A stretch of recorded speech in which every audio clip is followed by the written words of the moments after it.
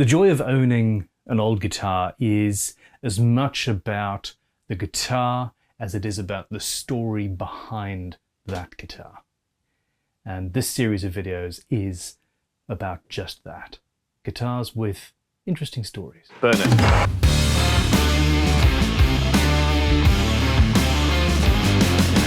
Perfect!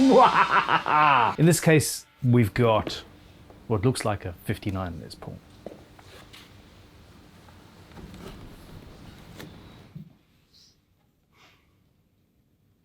Oh, hell yes. So this is something else. There is a story behind this guitar. And it isn't what it looks like. Everything's right. The serial number, the fretboard, the inlays, the pickups, the finish. This guitar looks absolutely incredible. In reality though, it's something else, not quite, but almost as desirable. It's actually an early 50s Les Paul. This is a 52, 53, we think, gold top conversion to 59 spec. And it's documented. There's a letter from the previous owner talking about the whole process. But it makes me think of the fabled ship of Theseus. At what point does a guitar cease being a guitar? When you've replaced so many parts, is it the same thing? Is it more? Is it less? And in the end, I'm only worried about one tiny little detail in this whole guitar.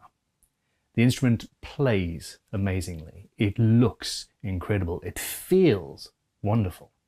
But there's one tiny detail. Right, so what we've got, early 50s Gibson, no doubt. It's got a 59 era case. It has got the original fretboard and inlays. It's had a replacement headstock veneer and therefore the Gibson logo, etc. That's new.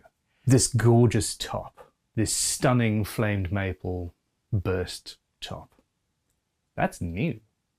The wonderfully aged nitro finish, that's new, at least on the top section. So a retop. I understand. You want to have something beautiful, and flame maple is beautiful, and this is one of the things about a burst that makes you just, I don't know, weak at the knees. But taking a top off a 50s Gibson to put a new bit of maple on, I don't know. I understand it, but fine. It's been very well done, which does make a difference. The wiring is new, or at least repro. The pickguard, same thing. The pickup surrounds, I think those are also new. The pickups are original PAFs. Some serious value there, and they're incredible, incredible pickups. It's documented, and as long as these documents go with the guitar, we're cool. The issue I've got is not any of these things. It's not the replaced top, it's not the replaced the hardware and control knobs and all that jazz.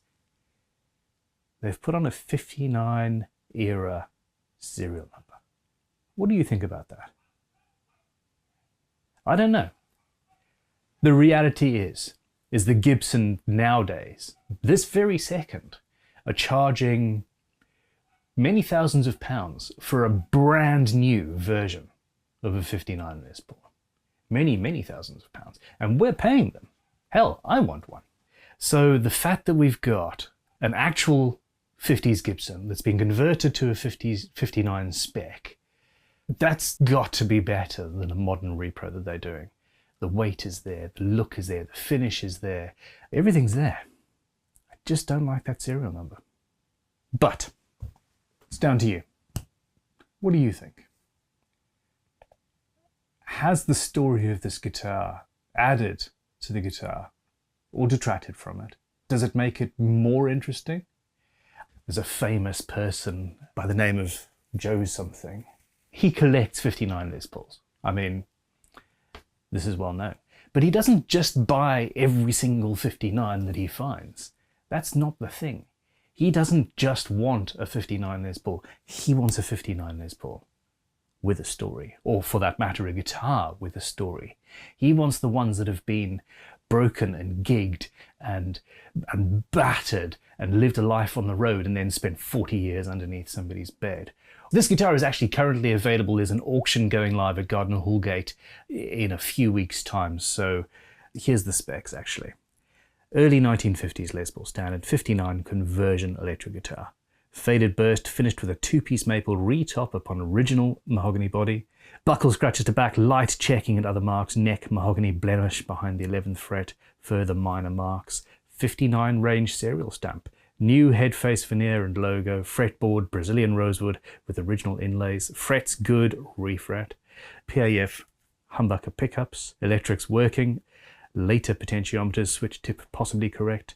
Hardware, Repro tuners, Repro bridge and stop bar, Repro pickguard, OTP M69 white plastic pickup rings, Repro control knobs. Case, 59 period, 5 latch stone hard case. Weight, 3.79 kilograms. Overall condition, good. This is where it gets interesting. Purchased by the vendor from an internationally recognized, successful record producer who acquired the guitar from a musician colleague. Sold with a signed letter from the previous owner stating, "To whom it may concern." I've enjoyed collecting vintage guitars throughout my career in the music business and have owned many rare and valuable examples. I acquired this converted Les Paul in 1989 while I was working in the USA. Although at the time the guitar had been refinished red, I recognized that the guitar would have started life as a 1952 or 1953 Gibson Les Paul Gold Top. The guitar had been routed to accommodate humbucker pickups, and a tunematic bridge and stop tail assembly had also been installed. At this time it did not bear a serial number. It was a fantastic instrument. Over the next 28 years, I used this Les Paul on various recording projects. In 2017, I sold the Les Paul to the vendor, a vintage guitar collector local to me. He explained that he intended to give the Les Paul to vintage guitar expert Gary Winterflood to coordinate its conversion to a 59 Les Paul standard by their Luthier, somebody known as the Stig, interestingly. I kept in touch with the vendor during the process and witnessed my old guitar going through the various stages of its progression. And that's all signed. It also comes with photographs from a large swathe of the guitar's life. In my opinion, this guitar is actually more than the sum of its parts, due to what's happened to it, due to the fact that it has had talented luthiers working on it, due to the fact that the bass instrument was already an amazing instrument and of historical value. I think it's awesome. It looks amazing as well, which helps. What do you think?